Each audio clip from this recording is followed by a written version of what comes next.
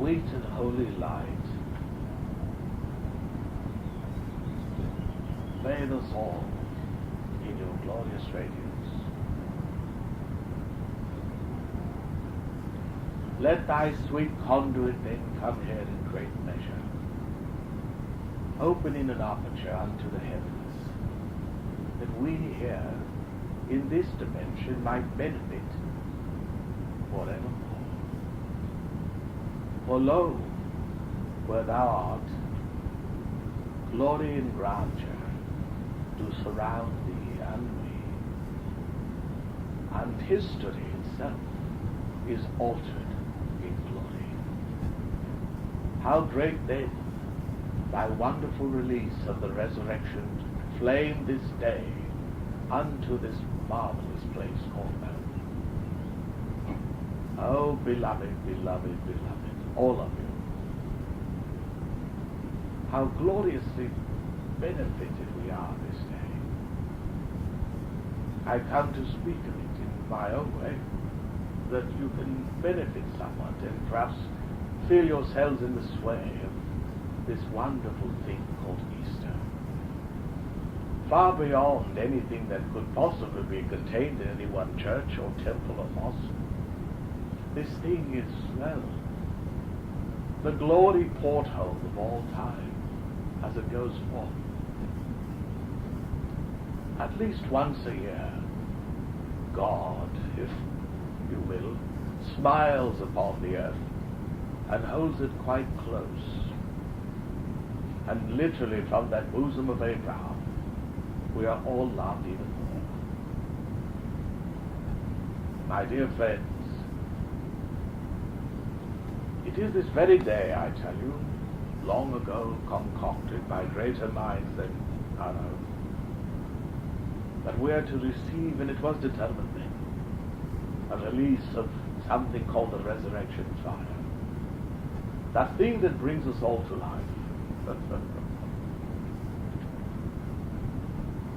That thing that yearly then is released plentifully, beautifully upon this planetary body, and beyond, of course, but especially here. You see, in the great vast mind of God, each planet is very especially cared for as to its particular needs. And when it comes to this one, my dears, what we need here is forgiveness and then resurrection, which always follows in its wake. This is the purpose of this thing you call Easter. Far beyond any one tradition. I say, expand your sweet globe, giving you all hope, and telling you all that you can begin again. It matters not what you've done in the year past. Oh, consequences, of course, they must endure, mustn't they? But I tell you, these wear out when you focus on that which delivers you from them. Resurrection fire. Come alive, my dears. It is not only Lazarus, not only the Master Jesus who took advantage of this thing, but all do, whether they know it or not. The very earth itself thrills at this time.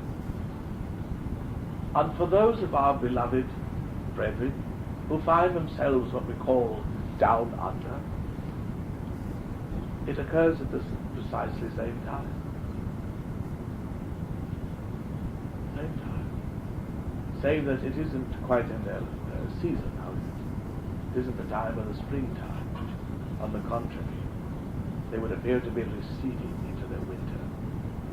No matter. I say they take it within, and they live upon it, and it bursts forth in what you would call your autumn. And thus the equinoxes being important, as well as the solstices. My dear friends, this day is set aside for each one of you to leave your past behind. Can you do it?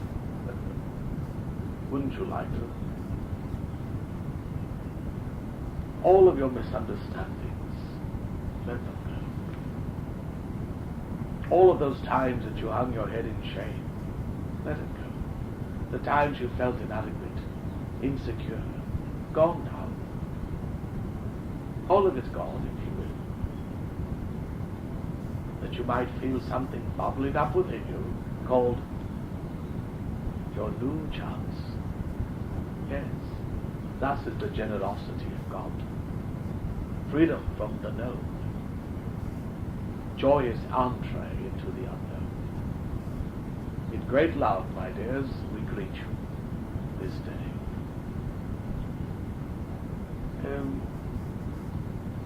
Since the great Lord Buddha did take his high office, he has chosen the full moon, generally concurring with the English May, to come forth in what's known as the Great Festival of Wesak. This shall be occurring again this year, as you know, approximately the 30th day of April. The last day of March having been the full moon of the Christ, as we call it. This again transcending Christianity itself as it's known on earth, certainly, and much more connected with the Christ principle, held by the great Lord Maitreya at this particular point. In Buddhist law, it has been known that there's to come another Buddha yet, the coming Buddha, the Lord Maitreya. This occurs, my dears, this occurs. It occurs, could we say, yearly, as these things grow closer and closer unto us all. That full moon having only recently occurred, we now look to the grand festival of Wesak, when initiates, aspirants, and the many probationers. To mind you, in so saying, I've included all of you here. All are free to attend this grand thing, whether in the body or no, and experience that wondrous moment when at the point of the full moon, the great Lord Buddha becomes yet greater, and you might say, unto himself gives a great initiation. He allows himself to come one step closer to that nirvana that he hath relinquished in the role of the Bodhisattva. You see, he allows himself one step more of bliss, and that wondrous bliss pours off of him, and the runoff blesses us all. Oh, my dears, seek to have your spirit eyes opened, I say. Have a grander desire than you've got. You can move more quickly, you know. It's but your will that needs involvement. But I say, this is the time, this is the time. Well, the resurrection fire, well, it burns and glows all about you. You can use it to grow, to ascend, literally, certainly to resurrect from that death which is only of too much memory of past failings and faults.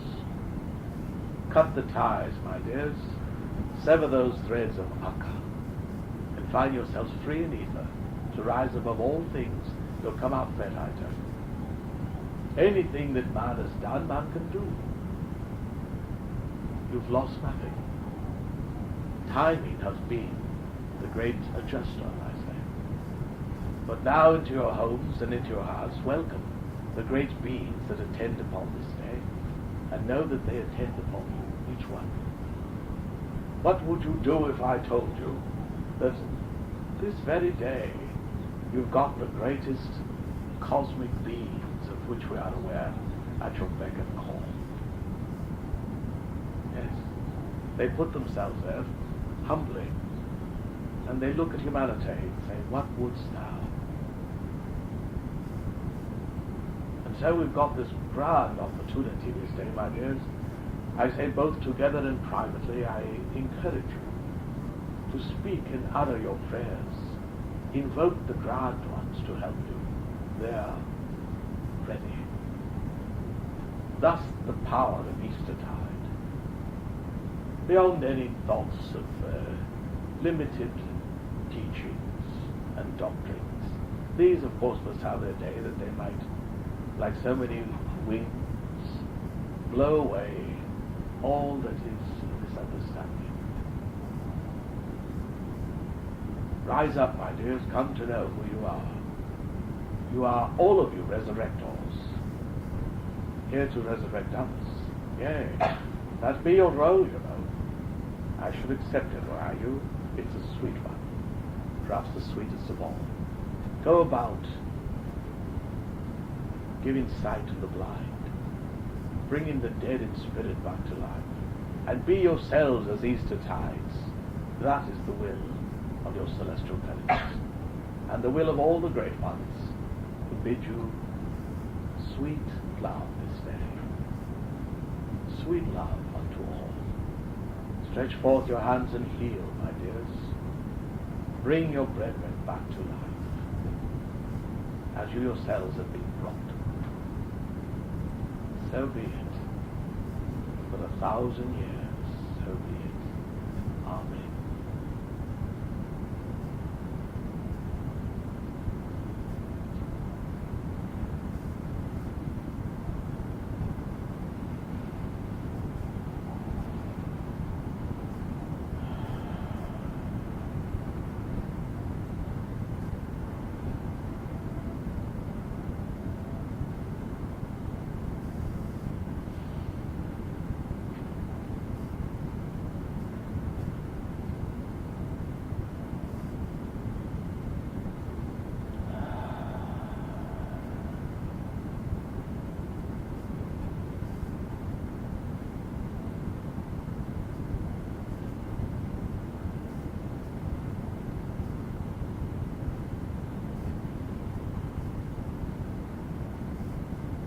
I see above us what appears to be the eye of a hurricane.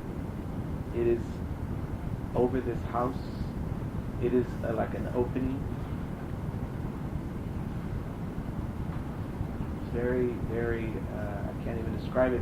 It almost looks like water that's going down a drain, but it's going up instead.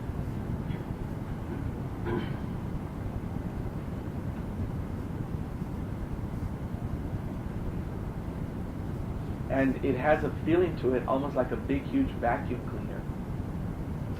And I can see it siphoning up all kinds of little dark pieces of something off of us. All of us here.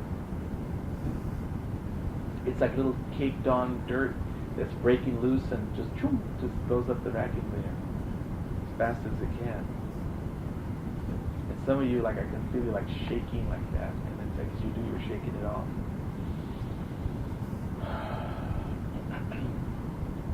Everything seems very transparent.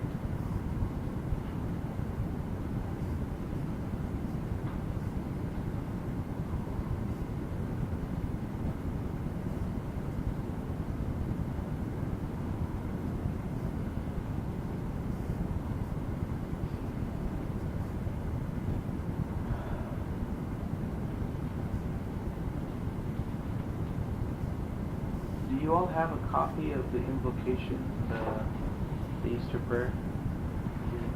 Oh, I thought they had one. They have a prayer to do. The dress coming up. I don't know who this is, as usual, but someone just told me that we had another guest coming in, so let's make them welcome.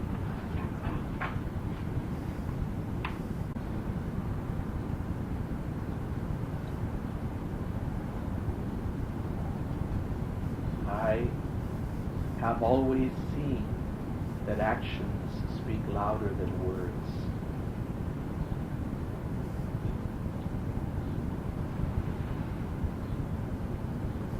I have watched for centuries.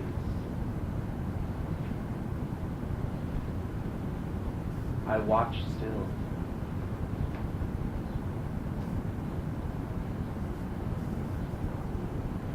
I enter your meeting unannounced.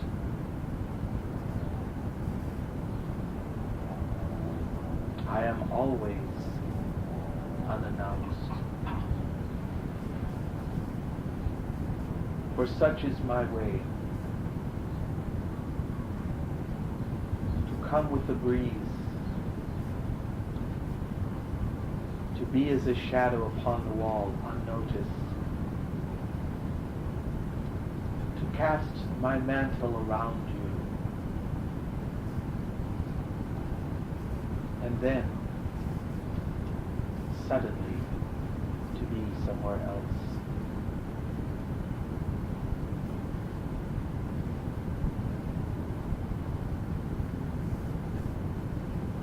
Why am I here?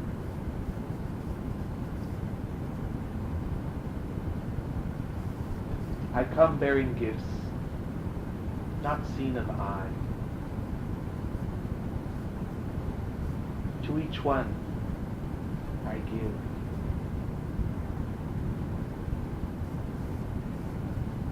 To each one I give a slice of history, your own.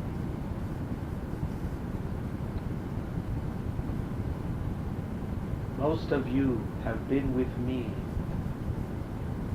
in Greece, Athens,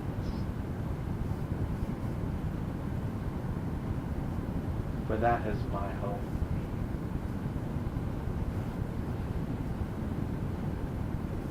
Your culture is not new to me, but would appear as the reincarnation of our culture.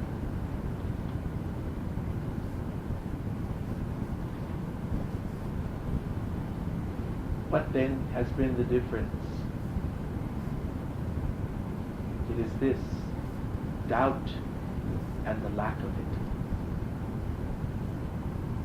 We were not a doubting people. And in that way, perhaps I was an exception. For I doubted. I doubted seriously. I doubted grievously. I doubted that there had ever been any man who had risen from a grave. And in my doubt there was ferocity.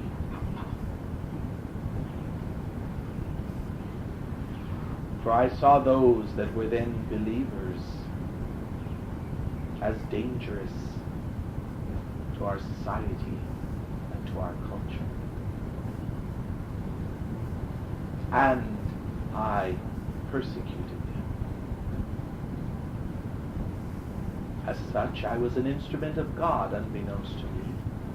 I was the whetstone upon which their faith was sharpened or blunted. That was the role I gave myself. Even though I had spoken with one who had doubted, yet more than I. I doubted that I had not seen. I had seen nothing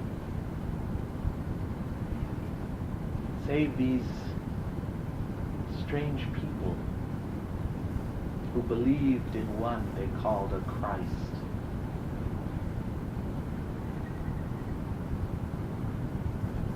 But I had met and spoken to one who had doubted when he had seen this Christ, both before and after that change called death. Of course he believed by the time of our speaking, but had doubted though he had seen. My voice curdles out of space to you. It comes from that source unknown to you. But I come to give you freedom from doubt. You can see the face of at least one of your parents right this moment if you try.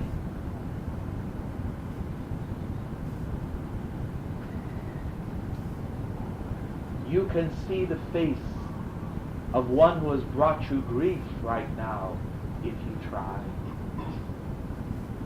You can see the face of the one you love the most right now, even if that one may not be in this room, if you try.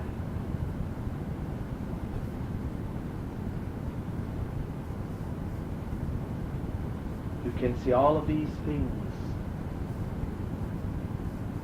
and more. What then brings the doubt? It is doubt in your own perceptions. Believe then. Believe what you hear. Believe what you see. When of the Spirit these things are spoken, enjoy your belief. It is more comfortable than your doubt. For your doubt is as a bed that allows you no firm sleep. But belief is as a feather down, cradling you in its warmth. Give it thought. Children are happy. They believe. The so-called uneducated often show a brilliance in their eyes. They believe. Some of those you call the elderly, who glow with joy, they believe. You will find universally those in most pain are those in most doubt. Lighten your loads then. Believe more deeply. Believe that which you already believe, but only by degree. And let us see the auras here shine forth a new commitment, not to any outer agency, but to your own perceptions, which you now can allow yourself to believe more deeply. Belief gets you everywhere. Doubt, not much can be said for. Even if it be the belief that what you are hearing from the mouth of another may not be quite factual, you are still believing in your inner perceptions versus simply doubting their words. Live not in doubt. It does you no favor. But believe. Believe all you dare to believe concerning the Spirit, and you will be closer to it. For the Spirit is the world of belief.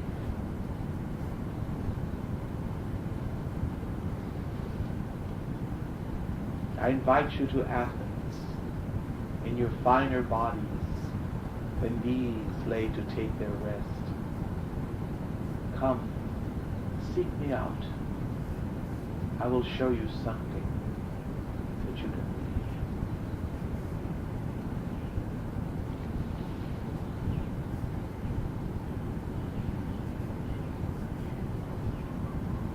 believe. Believe.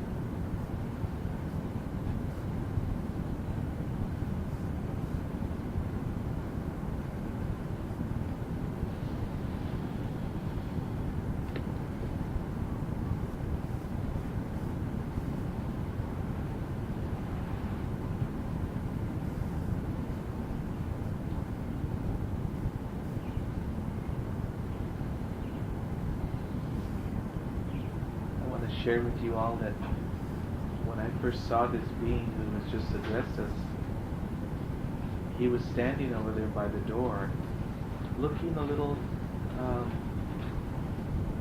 I have to use the word ragged. I don't know what other thing to say. I could see him clairvoyantly standing right there by the door, and I felt him wanting to talk.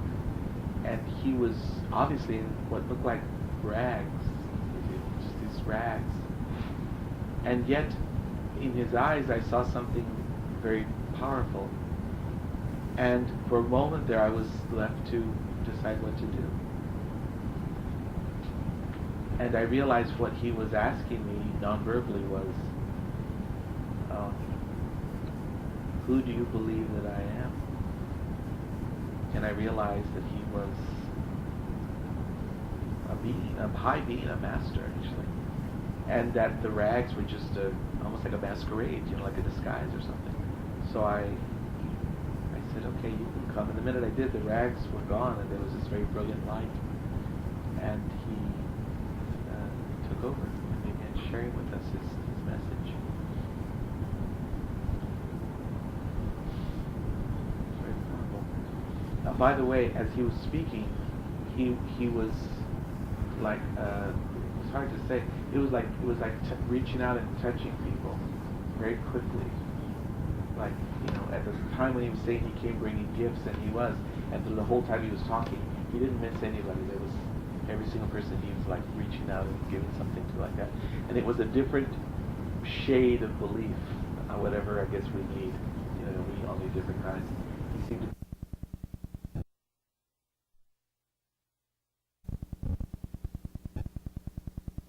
Master Hilarion.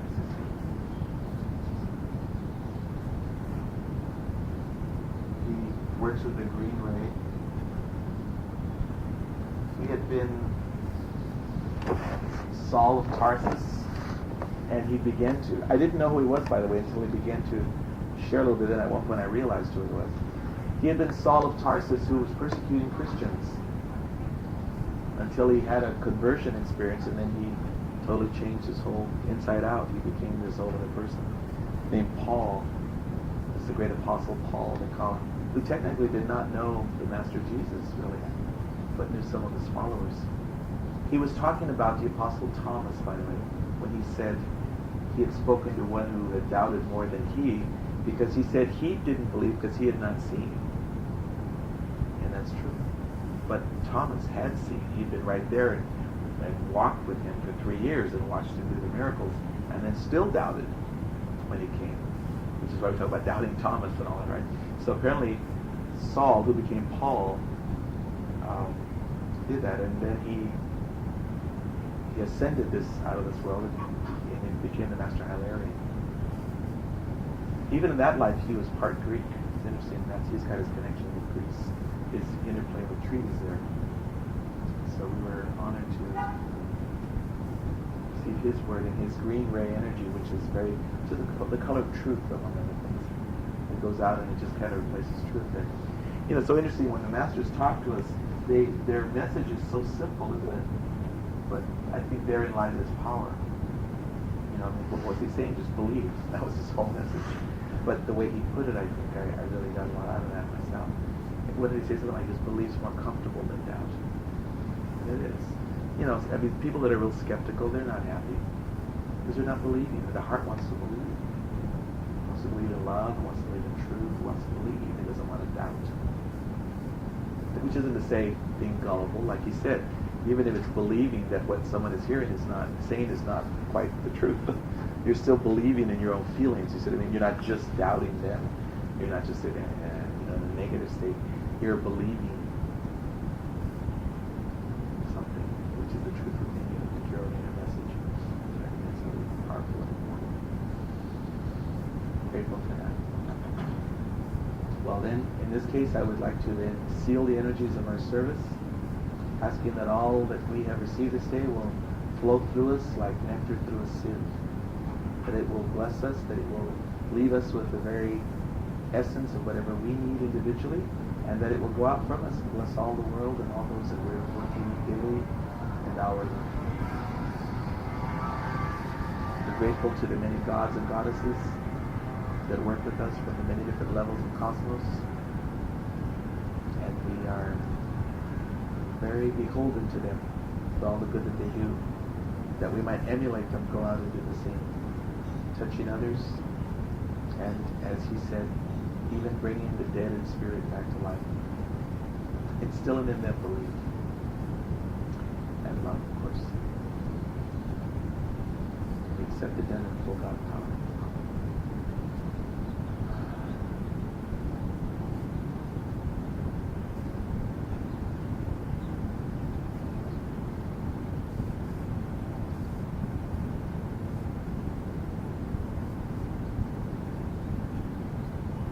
Thank you for joining me today and being part of this broadcasting program. This is really what it is.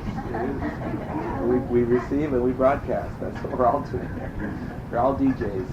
Thank you very much. Happy Easter.